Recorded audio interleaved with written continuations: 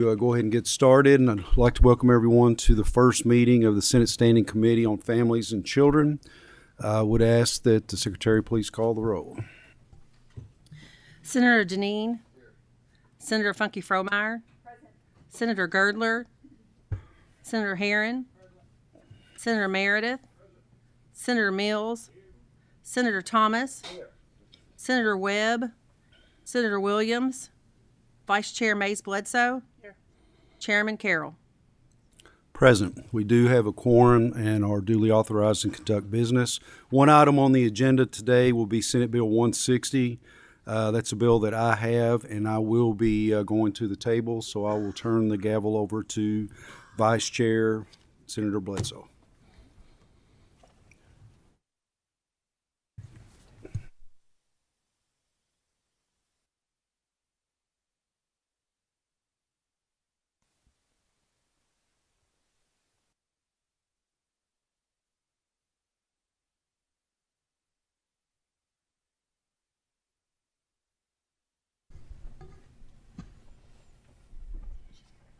The floor is yours, Mr. Chairman.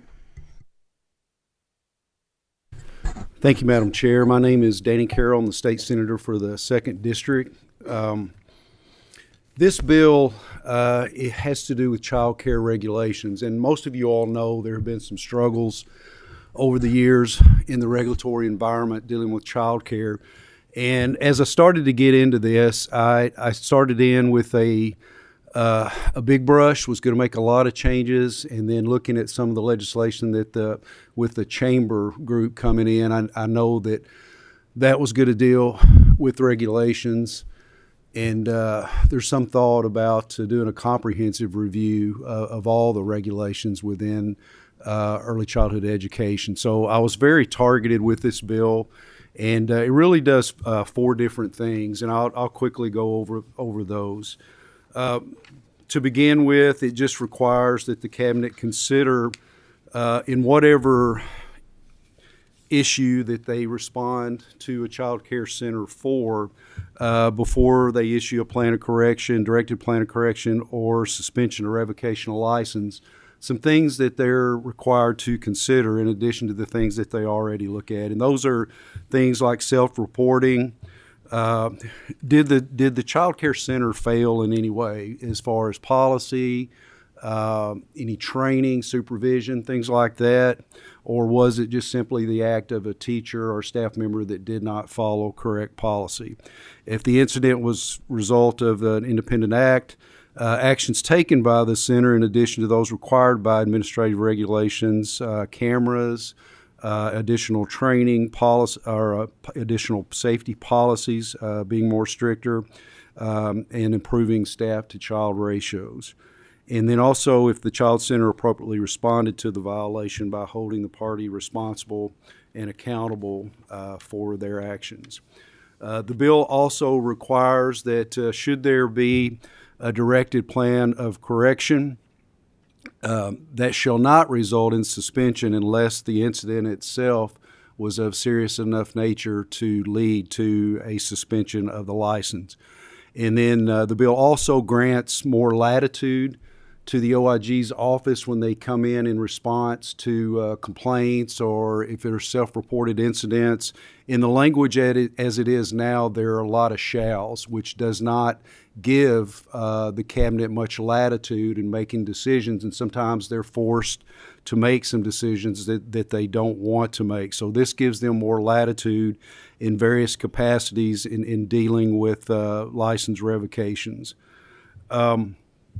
In dealing with new child care center, and this was an issue that came up a few weeks ago. There was a center, and the only center in this particular county. They opened their doors, and they had some problems within the first few weeks. I think the lady that opened up the facility lost about half of her staff the first day.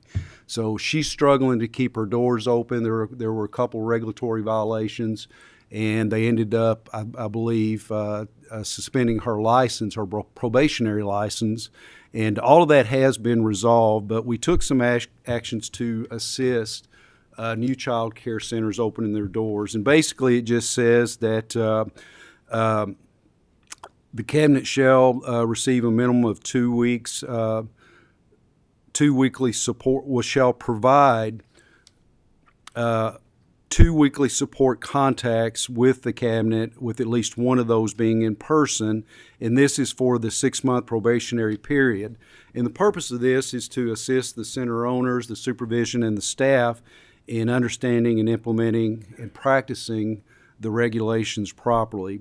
And during those 6 months, the cabinet shall not issue any violations against the child care center unless the cabinet determines that the violation was knowingly committed after the cabinet had provided clear instructions, or the violation created immediate threat to the health and safety or welfare of the children in the center.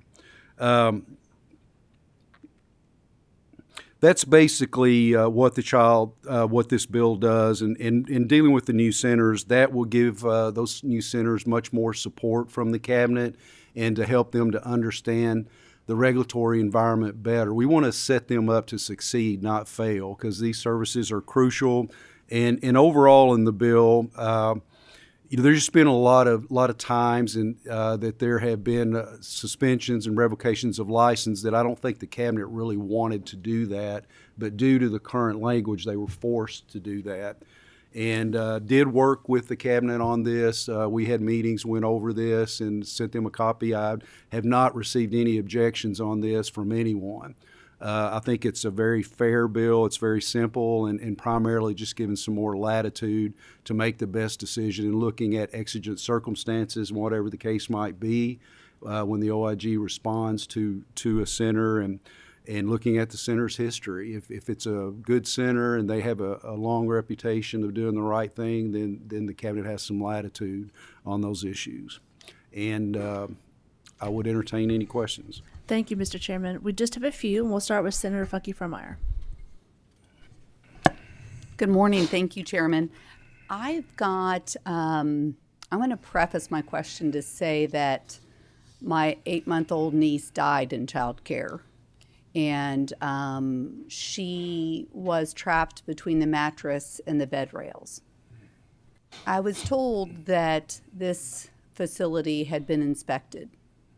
So my question is the frequency of inspection, but then when a violation is determined, how quickly is it verified that things are in good order and that baby isn't put back in a bed like Leah died in? From my experience, something like that, the response would be immediate. And there are reporting requirements within the time frame.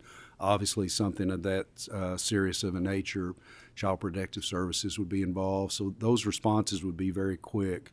And, in some of the reports, it may take a few weeks for them to get in that aren't to that level. And then normally when the OIG's office comes in, they will look at the issue at hand on what has been reported, and then they will do a cursory inspection of records and other issues also.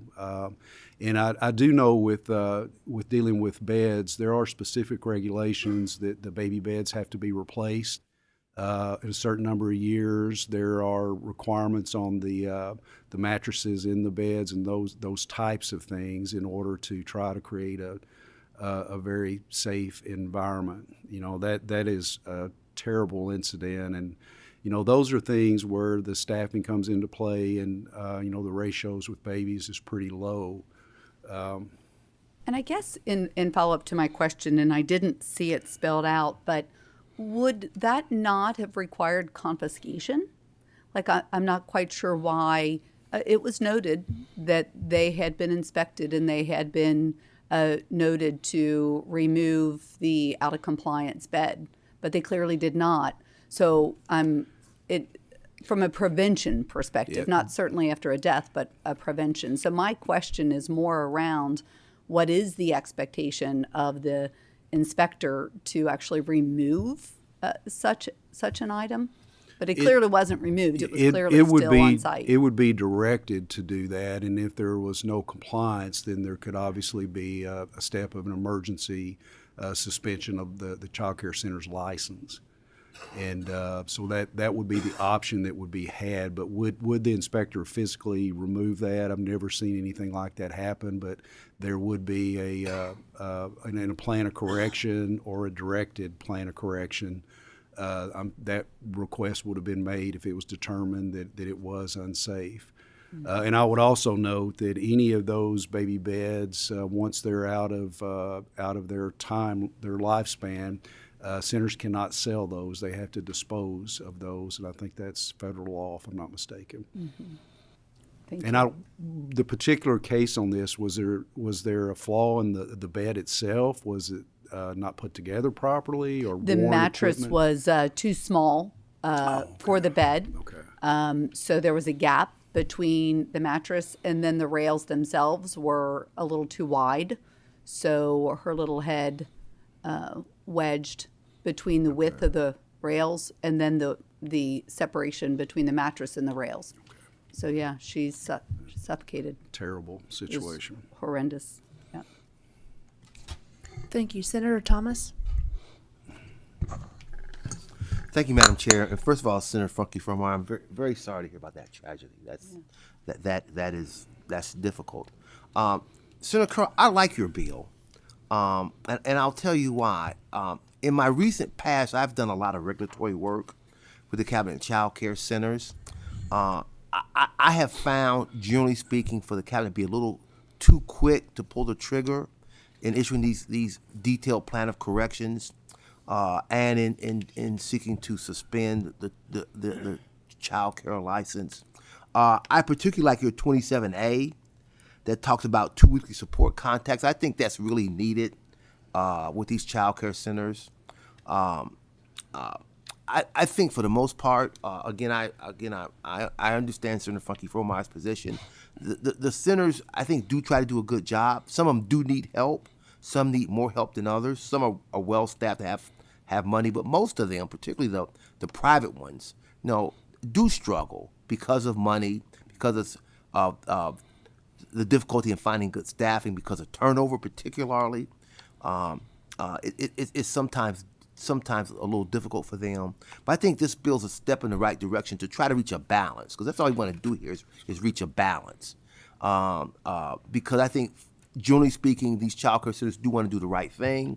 I think the Cabinet does try to make an effort to protect them. But again, I think the Cabinet, my experience has been over several years, that the Cabinet errs on the side of trying to be too harsh in inspecting them and not giving them sufficient time to correct the detailed plans of correction. I think more time would be better, and a little bit more supervision, as in the case of with Senator Shelley Funky Fromeyer. If they got a bad bed and they said remove it, I don't see why they're not out the next week saying, did you remove this bed? I mean, that's what they should have done, because that's a very dangerous situation. So we strive for balance here. I think your bill does a good job of trying to achieve that balance, and I'm very supportive of it.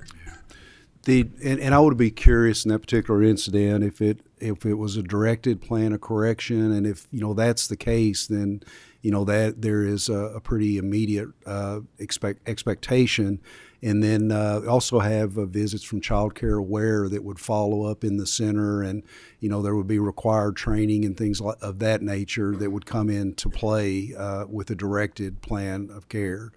But the Cabinet has, I think they've been very supportive, and they have processes in place to provide training. And on the financial component, there's another bill that I'm going to be filing that would basically kind of restructure funding for child care, and it would be based on kindergarten readiness. And there would be awards given to centers, to in-home providers, and even low-income parents if their child, when they get to kindergarten, they are assessed and determined to be kindergarten ready. And this would allow some of those centers that maybe aren't 4- or 5-star centers that get, under the current Kentucky All-Stars, those are the centers that get the greatest advantage of the funding. Because it's based on star level, how many child care assistance kids you have, and the formula like that. And some of these centers that just simply don't have the money to buy the supplies to prepare for Kentucky All-Stars and to be able to get a 4 and 5-star rating. If their kids going into kindergarten or kindergarten ready, they're going to get some cash out of that. And the hope is that it will allow them to grow and improve their quality and expand centers throughout the state. So, Senator, you are exactly right. It is a struggle with some of the smaller centers in trying to have the funding to be able to improve quality and to grow. Is there a second? Is there any other conversation, questions? All right, seeing none, Secretary, please call the roll. Senator Deneen. Senator Funky Fromeyer. Aye. Senator Girdler. Senator Herron. Senator Meredith. Senator Mills. Senator Thomas. Senator Webb. Senator Williams. Senator Carroll. Chairman Mays Bledsoe. Senate Bill 160 passes with favorable expression 10-0. Thank you, Mr. Chairman.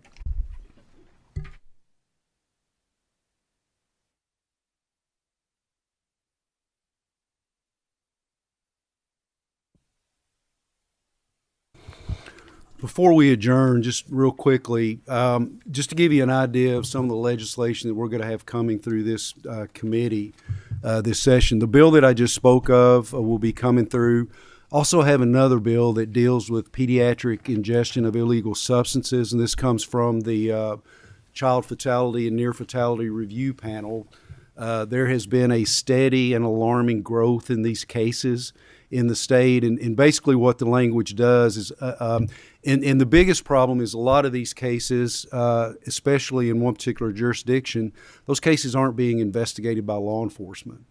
They don't even respond, and so there's a lack of accountability in these cases, and it's leading to fatalities and near fatalities with overdose cases with kids. So this bill will add these cases as part of neglect, being included in the definition of neglect, which will also be included in the definition of criminal abuse, first, second, third degree. I think it is. And so there will be some prosecutions on some of these cases where parents are leaving their illegal substances out where they're accessible to their kids, and these kids end up in emergency rooms fighting for their lives. So that's the purpose of that bill. There's a bill coming over from the House, from the Chamber of Commerce, that has to do with child care, several issues that it addresses. I've had a chance to look through that. There's some good things in that bill. There are some things I'm not really sure about yet. It seems like a little too much added bureaucracy involved, but a lot of time was put into that, and that's a good bill. We're also working with the House on a child welfare omnibus bill that's going to contain several issues dealing with children and child welfare, so that will be coming. Next meeting, we will have a resolution from Senator Armstrong dealing with the Dolly Parton Imagination Library and helping to step up those efforts. So that's a good piece of legislation that will be coming. Any questions, any comments before we adjourn? Entertain a motion to adjourn. So we stand adjourned.